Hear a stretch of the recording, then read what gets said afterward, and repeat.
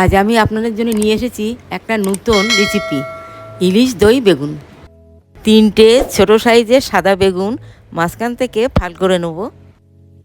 লবণ হলুদ মাখিয়ে বেগুন আমি ভেজে নেব।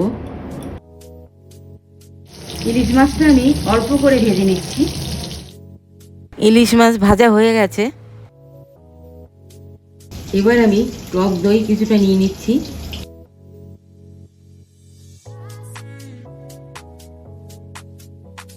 এবার হলুদ গুঁড়ো, এবার লবণ, এবার একটু জিরে গুঁড়ো অল্প। এবার দইটা আমি ভালো করে ফাটিয়ে নিচ্ছি। এবার আমি কালো জিরে ফোড়ন দিচ্ছি। এটা আমি এবার দিয়ে দিচ্ছি তেলের মধ্যে।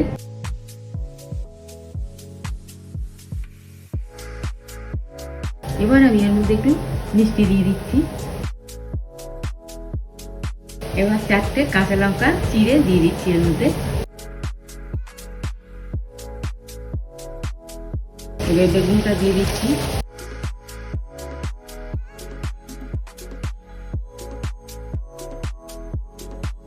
এবার মাছটাও দিয়ে দিচ্ছি।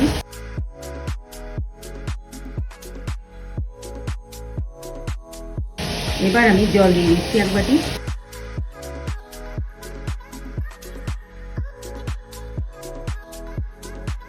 একটু গুঁড়ো লঙ্কা সরষের তেল দিয়ে গুলে আমি ওর মধ্যে দিয়ে দেবো।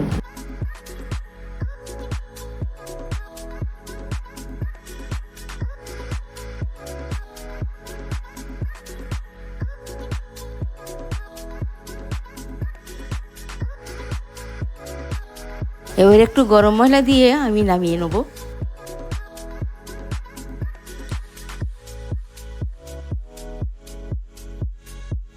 ইলিশ মাছ দিয়ে দই বেগুন আমার রান্না কমপ্লিট।